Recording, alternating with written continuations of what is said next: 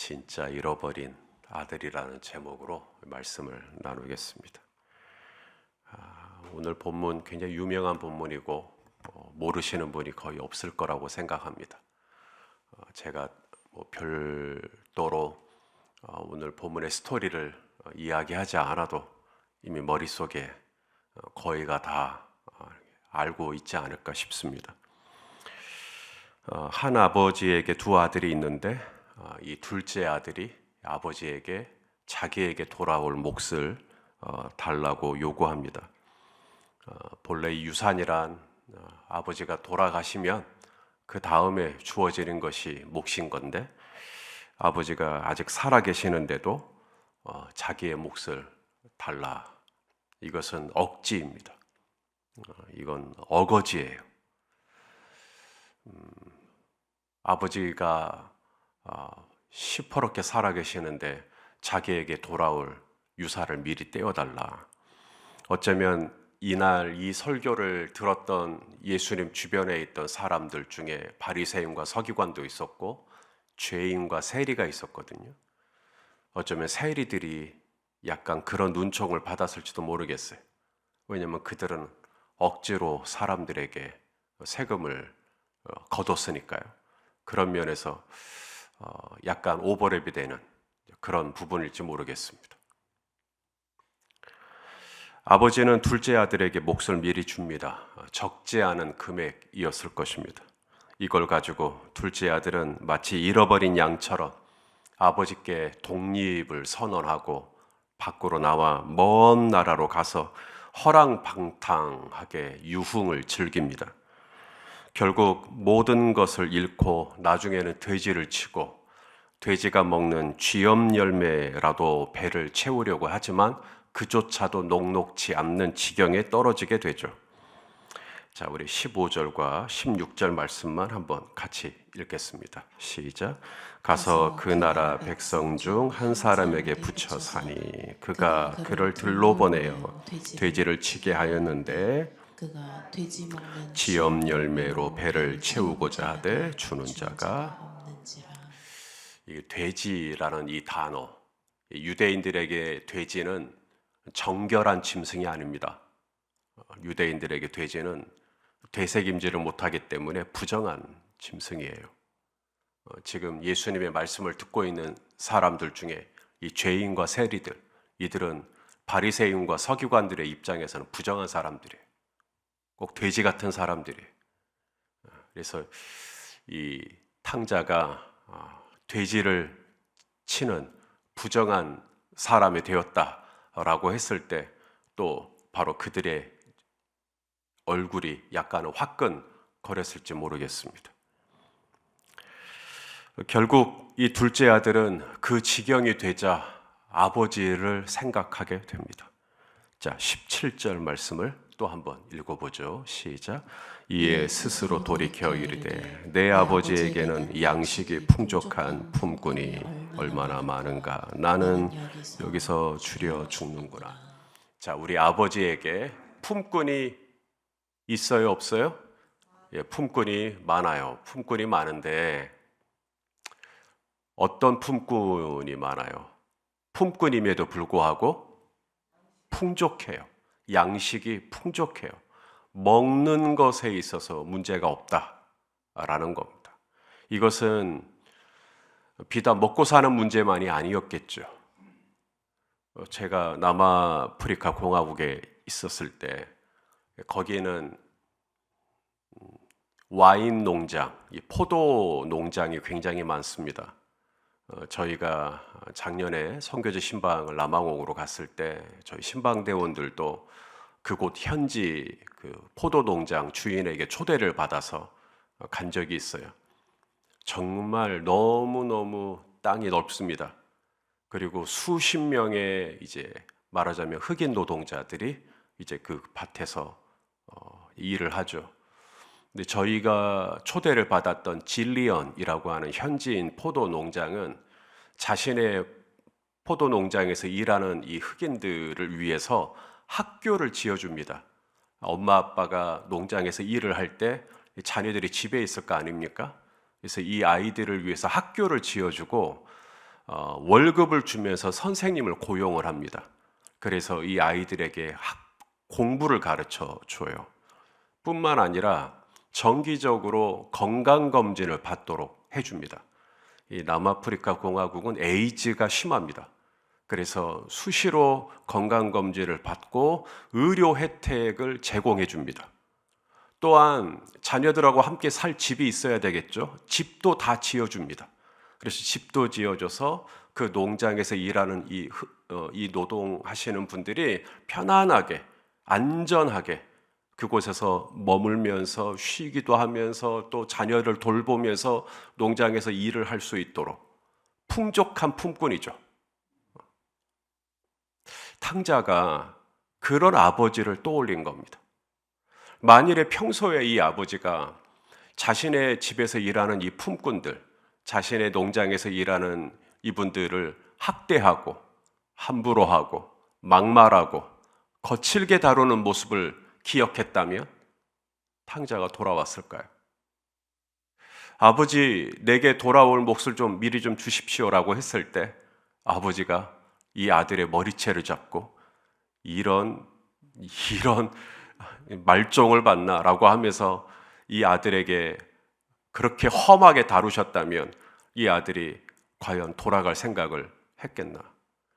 탕자가 돼지를 치는 그 부정한 자리에 떨어지고 돼지가 먹는 쥐염 열매로라도 배를 채우고자 하는 그 지경에 떨어졌을 때 나 집에 갈까?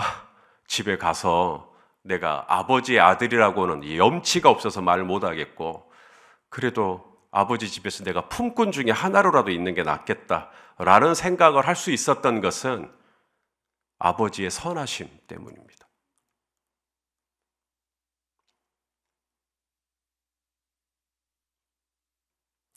둘째는 돌아갑니다. 아직도 거리가 먼데, 거리가 멀다라는 말은 아직 사람이 누군지 분간이 안 되는 거죠. 그런데도 아버지가 먼저 아들을 알아보고 달려와 목을 끌어안았다라는 겁니다. 자, 우리 20절 읽어보죠. 시작. 이에 일어나서 아버지께로 돌아가니라. 아직도 거리가 먼데 아버지가 그를 보고 측은히 여겨 달려가 목을 안고 입을 맞추니. 거리가 멀어요. 거리가 먼데. 이 말이 무슨 말이냐면 거리가 멀면 저기서 우리 조정희 집사님인지 아닌지 알 수가 없습니다. 거리가 머니까요. 그런데도 이 아버지가 달려갔다는 것은 뭐냐면 평소에도 달려갔다는 거예요. 아들하고 비슷한 걸음걸이만 봐도, 아들하고 비슷한 체구만 봐도 아버지니까 내 아들의 뒷모습 같다. 그러면 무조건 달려갔다는 이야기입니다. 평소에도. 오늘 이날도 마찬가지입니다. 저 멀리서 이 둘째 아들이 돌아오는데 아직도 거리가 먼데 이 아버지가 달려간 거죠. 아들아 하면서 탕자의 이름을 부르면서. 그리고 마침내 둘째 아들인 것이 확인이 되었어요. 그가 돼지를 치다 왔는지 몸에서 무슨 냄새가 나는지 아버지는 전혀 중요하지 않습니다. 이 아들의 목을 끌어안죠.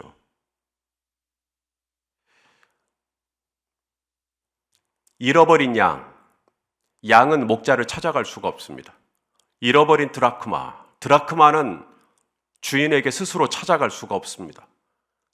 둘째 아들 또한 아버지께 먼저 아버지를 알아보고 달려갈 수가 없습니다.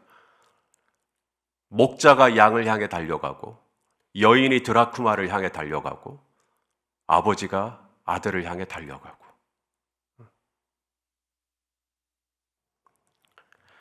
탕자가 말합니다. 나는 아버지의 아들이라 일컬음을 감당할 수가 없습니다. 저를 품꾼의 하나로 써주소서 라고 준비를 했어요. 준비한 대사가.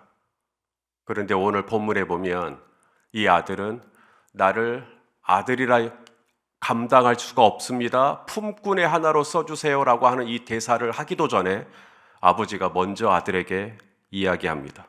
제일 좋은 옷을 내어다가 입혀라.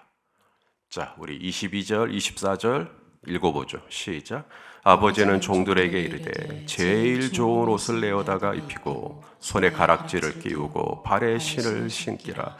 그리고 살찐 송아지를 끌어다가 잡으라. 우리가 먹고 즐기자. 이 내 아들은 죽었다가 다시 살아났으며 내가 잃었다가 다시 얻었노라 하니 그들이 즐거워하더라. 자, 이렇게 하고 이제 fade out. 영화가 점점 어두워지면서 the end라고 해도 됩니다. 탕자의 이야기는. 그런데 본문의 이야기는 거기서 안 끝납니다. 탕자가 돌아오는 것은 굉장히 극적이고 이 비유의 하이라이트는 분명하지만 이 비유의 마지막 스토리는 둘째 아들이 아니라 첫째 아들로 카메라가 옮겨집니다. 돌아온 아들을 위해 풍악을 울리고 춤을 추고 잔치를 벌이는 소리를 들어요. 그러자 첫째 아들이 불쾌해하고 화를 내기 시작합니다. 이제는 예수님의 말씀이 노골적으로 바리새인과 서기관들을 향한 이야기로 흘러가고 있는 것이죠. 자, 29절, 30절 말씀을 읽겠습니다. 시작. 아버지께 대답하여 이르되 내가 여러 해 아버지를 섬겨 명을 어김이 없거늘 내게는 염소 새끼라도 주어 나와 내 벗으로 즐기게 하신 일이 없더니 아버지의 살림을 창녀들과 함께 삼켜버린 이 아들이 돌아오매 이를 위하여 살찐 송아지를 잡으셨나이다. 봤어요? 첫째 아들이? 둘째 아들이 창녀와 함께 아버지의 살림을 삼키는 걸 봤냐고요? 안 봤죠. 못 봤죠. 근데 이 말을 왜 하죠? 이런 걸 보고 판단이라고 해요. 판단.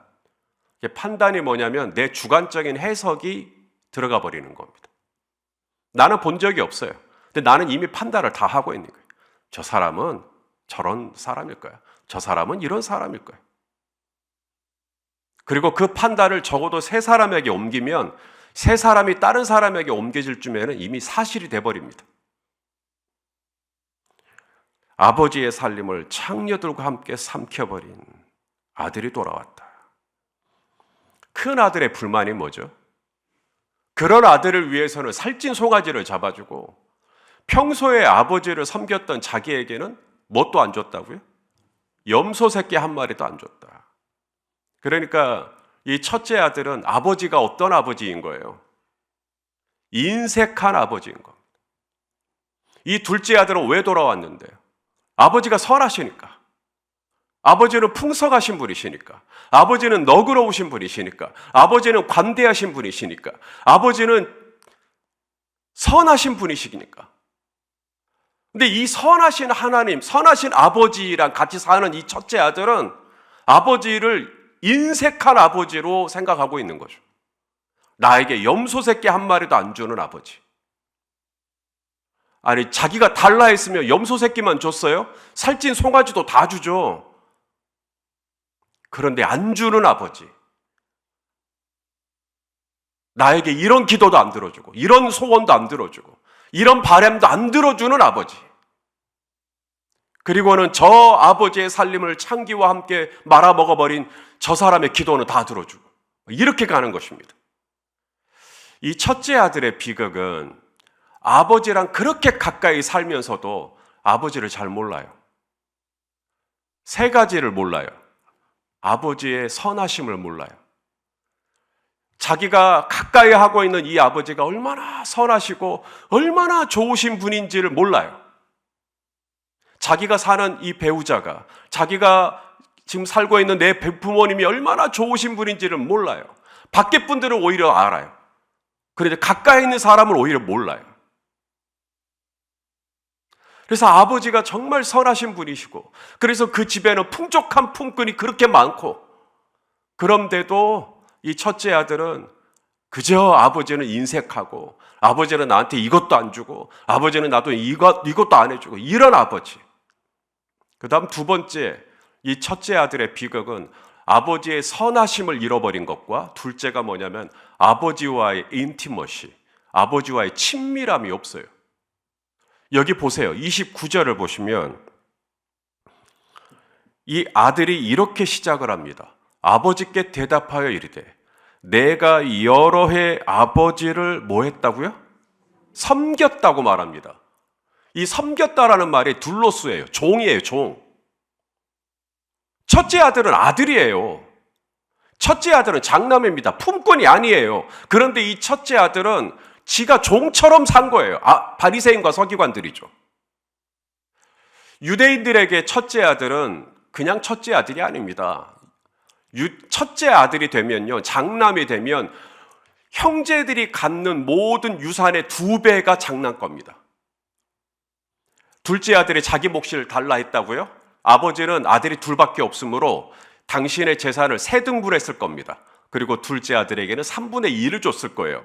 나머지 것은 다 아들 겁니다. 다 장남 거예요. 살찐 송아지도 장남 거고 염소 새끼도 장남 거고 다 자기 거예요. 그래서 아버지가 그렇게 말한 겁니다. 아버지가 이르되 너는 항상 나와 함께 있으니 내 것이 다 누구 것이다? 네 거다. 장남이니까요. 그런데 이 장남은 불행하죠. 자기는 아들이 아닌 거예요. 자기는 품꾼인 거예요. 정작 둘째 아들이 자기가 품꾼이 되려고 왔는데 아들이 되었고, 정말 아들로 살았던 이 첫째 아들은 정작 자신이 품꾼 중에 한 명처럼 살고 있었던 거죠. 이 아이러니. 진짜 잃어버린 아들이 누구냐? 둘째 아들은 돌아오기라도 했는데,